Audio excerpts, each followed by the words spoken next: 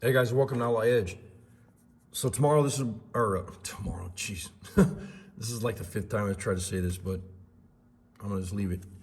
Anyways, today, I'm starting here again, and yesterday is where I left off.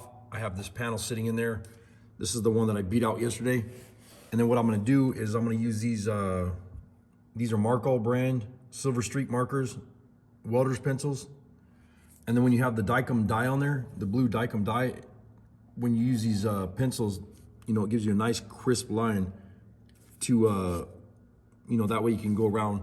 And then I'll real carefully go around this, get it all marked out and get it cut out, and then go from there. All right, we got this cut out, and this bottom brace has a bunch of rust in here.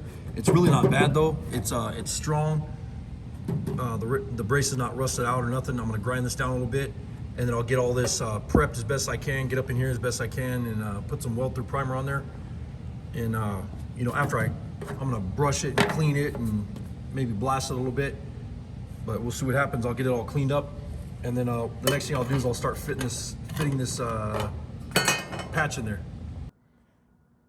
So the next step is I got this cleaned out really well, sanded down real nice, and then ended up spraying it with brake clean, and after I dusted it off, I sprayed it with brake clean and everything, and cleaned it again, and then primed it. And then the next step is I'll put that patch in there and start spot welding that in. So I tried to get this nice and lined up right here where it has minimal gap, so I can weld this up. And I'll probably spot weld this in with the the MIG welder on the corners, and then TIG the rest of it. And it looks, it's pretty close. A little bit of gaps here and there, but I'll get it lined up. But it's good enough, just like Joe Jewett says. What's up, Joe?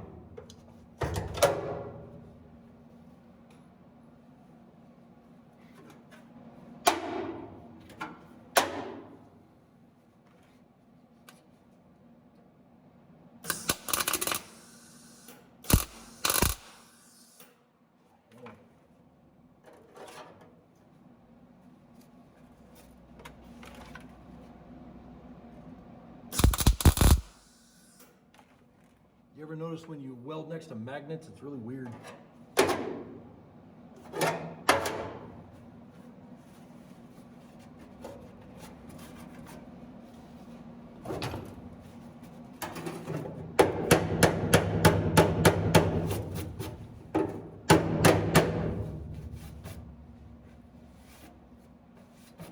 This one's got to come up from the bottom, so.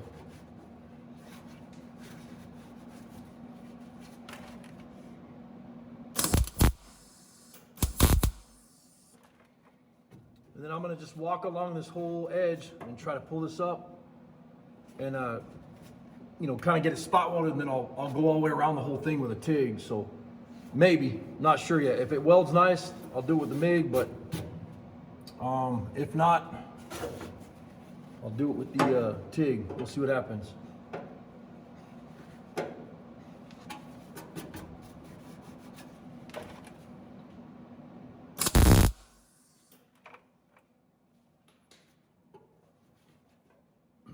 Got a little bit of a fat gap right here. I should have caught that, but I think what I'll do is I'll stick the grinder in there and kind of clean it up a little bit.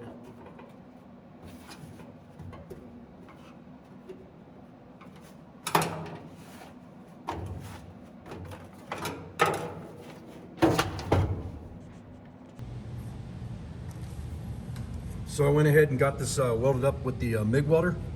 I figured, oh, sorry about the light there. Shut this thing off. I figured since I was already spot welding this in, I might as well weld it up. So I got everything welded in, and the next thing I'll do now is I'll start grinding. And the best tool for that is this guy right here. I'll knock most of it down with a grinder, a heavy grinder, and then I'll come back through with this, smooth everything out with the belt sander, and go from there. And then we'll try to get it finished as best we can.